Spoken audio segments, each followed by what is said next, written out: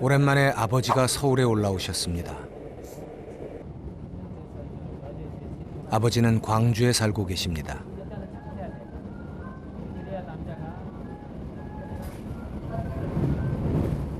자꾸 아들의 낡은 가방이 눈에 들어옵니다. 이 가방 너무 흐렸다. 네, 아이 좋아요. 가방 뭐. 평소 못했던 말을 꺼냅니다. 다른 사람들하고 똑같이 행복하게 잘 사는 거 그것 외에는 없어. 돈은 그 차후 문제지. 좋은 사람이 생겼는데 돈이 없으면 그게 더 서럽죠. 그건 어때야. 약간 그런 게 있으니까. 아무래도 서울에서 대학 다니기가 만만치 않은 모양입니다. 뭐지? 이렇게 아둥바둥 해나가는 게 좀. 야 그렇게 멀리 다니는 거 어떻게? 아들 기우는 서울대에 다닙니다. 즐거워 보이네. 자식 가진 부모라면 누구나 보내고 싶어하는 대학이죠. 군대에 다녀와서 25살 늦은 나이에 서울대학교에 입학했습니다.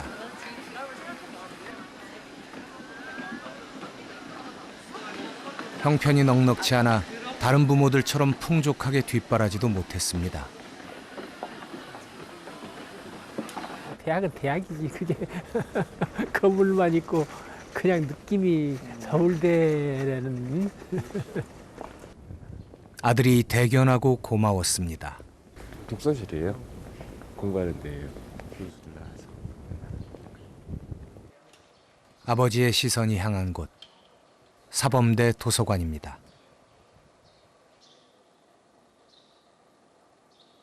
저기 안에서 공부를 계속 했었으면 좋았을 텐데 그럴 시간이 부족했던 아이라 좀 이제 공부해야 될 시간을 쪼개서 알바를 해야 되는 이제 그런 것들이 현실적으로 좀 아파요.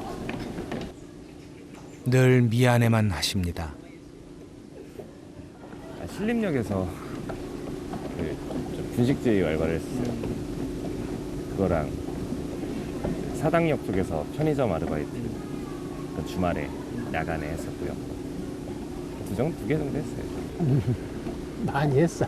학교 내부 뭐부터 해서 하여튼 많이 했어. 내가 듣기로 많이 들었어. 등록금과 생활비를 버느라 늘 아르바이트를 했습니다.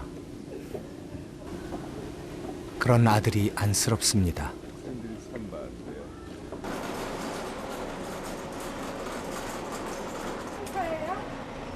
내년이면 아버지는 60이 되십니다.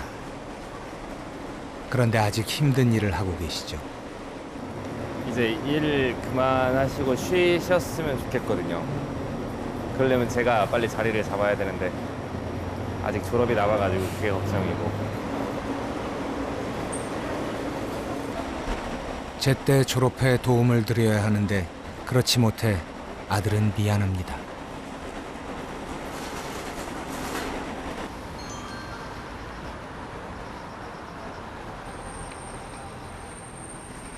아버지의 일은 밤에 시작됩니다. 남들 퇴근 시간이 아버지의 출근 시간이죠. 배정되었습니다. 출발지로 이동해 주세요. 대리운전 기사. 59 아버지의 직업입니다. 한 건당 대략 10,000원. 수수료를 떼고 나면 7,000원 정도가 남습니다. 여보세요? 예, 공인 대리운전입니다. 어디 계세요? 예, 농협. 아, 뒤에 농협 주차장이야. 예, 알았습니다. 3, 4분 안에 가겠습니다.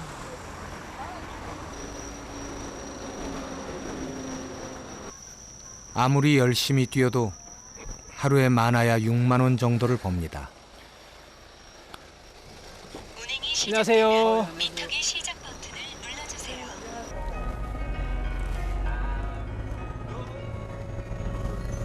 젊은 친구들 보면 생각나죠? 벌써 그 나이 때 손님들도 많거든요.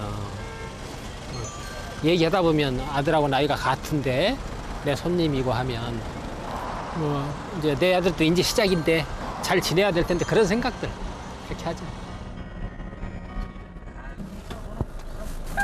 잘 왔습니다. 네, 감사합니다. 네. 아버님 왜 이렇게 열심히 사세요? 네? 이건 열심히 사는 거 아니에요. 그냥 사는 거예요. 이건 보통의 사람들이 사는 모습이죠. 이것이 나가 열심히 사는 게 아니고.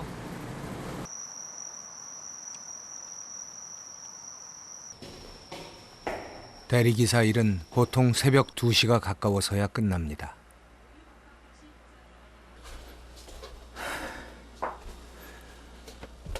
하루 대여섯 시간을 걸어 다녀야 하는 일이다 보니 힘에 부칩니다. 집에 오면 습관적으로 꺼내보는 것이 있습니다. 그러니까 그 걱정 없이 살았을 때가 이때예요. 이때. 아버지에게도 빛나던 시절이 있었습니다. 1983년 대학을 졸업한 그해 서울의 한 대기업에 직장을 잡았고 가정도 꾸렸습니다. 좋았어요 다. 부족한 것도 없었고 뭐 필요하면 여행도 다니고 또 같이 식사 많이 하고 그래서 그런 걱정을 전혀 안 했어요.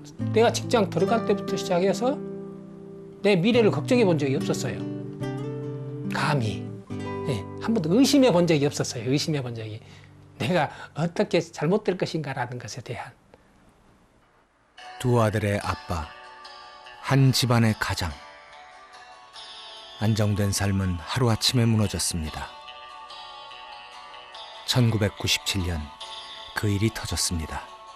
이제 한국은 IMF와 우방국들의 자금 지원을 통하여 현재의 금융 외환 위기를 극복할 수 있는 계기를 마련하였습니다.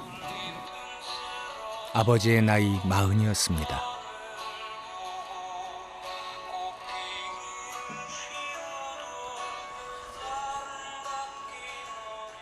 어느 날 갑자기 불어닥친 IMF 금융 외환 위기. 안정된 모든 것이 무너졌습니다.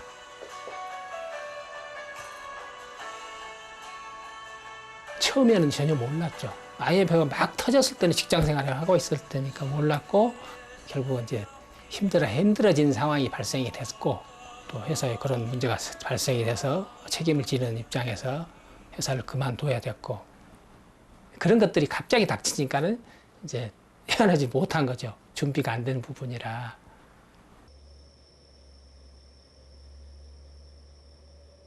가족들이 타고 있겠죠.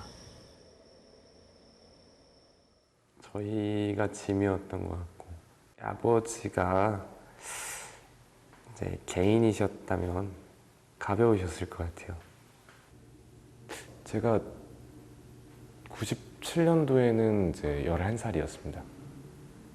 이제 어느 날 이제 뭐 양복 입으신 아저씨 몇 명이 와가지고 문 두드리면서 창 밖에서 창문 쪽에 이렇게 손가락 가리키면서 나오라고 소리를 지르는 거예요.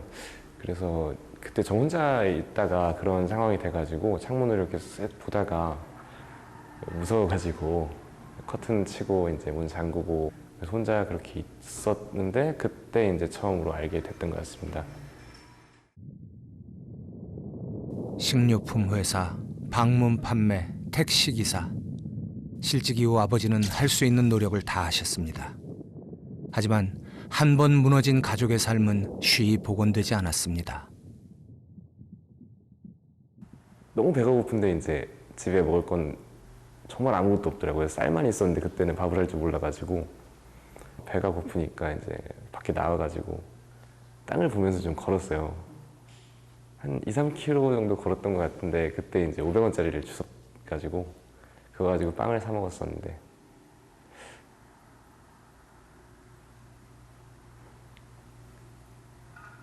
그냥 그 기억은 잘 잊혀지지가 않네요. 바람이 엄청 많이 불었다는 기억이 나요. 보면 기호 씨는 지금 그 아이의 마음이 어떨 것 같으세요? 모르잖아요, 어리니까. 왜 그런 일이 벌어졌는지 모르고 그 부모님은 차라리 그냥 왜 이렇게 됐다는 걸 알잖아요. 억울하지만 그래도 좀 덜한데 애들은 그냥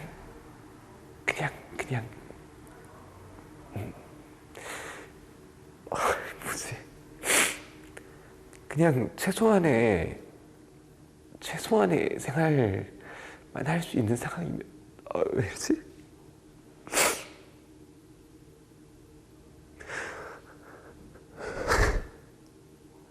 갑자기 그냥 11살 어린 기우에게 각인된 것은 불안이었습니다. 위태롭게 버텨오던 혜태그룹이 오늘 끝내 부도를 냈습니다. 재계 26위인 산미그룹이 자금난을 견디지 못해서 쓰러졌습니다. 매시간 11개의 회사가 도산했고 508명이 일자리를 잃었습니다. 당시 실직자 수 157만 2천 명, 가족까지 더하면 전 국민의 4분의 1 이상이 고통받았죠. IMF는 가족의 삶을 송두리째 뒤흔든 사건이었습니다. 그 IMF란 뭐냐면 수많은 그 가장들에게 지옥을 경험시키는 거거든요. 가장은 잘해도 가정이 무너지는 걸 봤어요. 한 가족이 무너지는 거죠. 진짜 가족이 깨질 수도 있고요. 아, 이게 현실이 이렇게 지금까지 알고 있었던 그 지금 온화한 곳이 아니구나. 정신을 바짝 차려야겠구나. 너무 말도 안 되게 전환이 돼버려서 지금 생각하면 좀 진짜 말도 안 되는 것 같아요.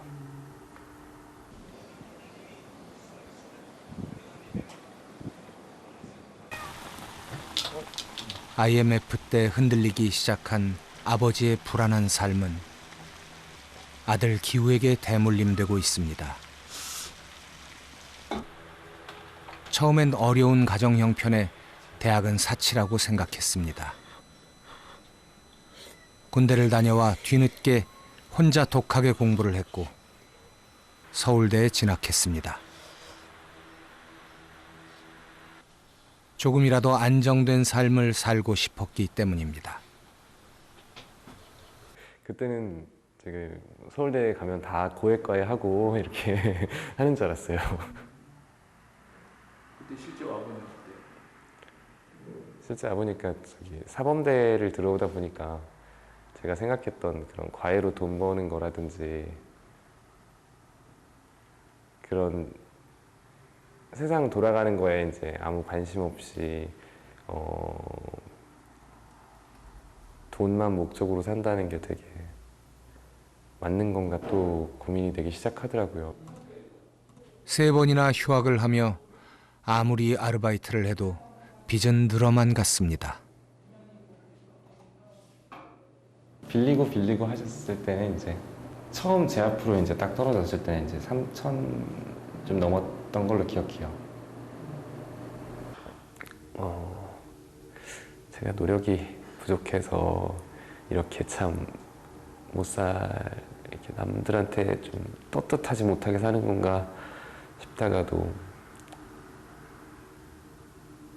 그럼 얼마나 죽을 힘을 다해서 노력해야 이 세상을 살아갈 수 있나 싶기도 하고 그래요.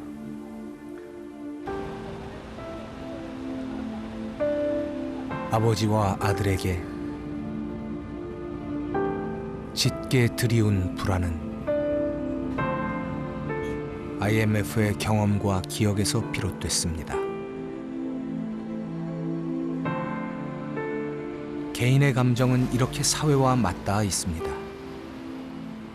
그 전까지 모든 것이 이제 부모님께서 완벽한 그런 울타리를 이루고 계셨으니까 당연히 이것도 잠깐 지나가는 뭐 어떤 바람 같은 거고 아무 문제 없겠다는 생각이 들었어요. 그런 부분만 제일 미안해요. 그 부모로서 자식한테 그런 모습을 보여준다는 것 자체가 결국은 안 좋은 기억이니까 안 좋은 추억이죠. 자책을 많이 하게 돼요. 그렇게 그쪽으로 생각을 하면.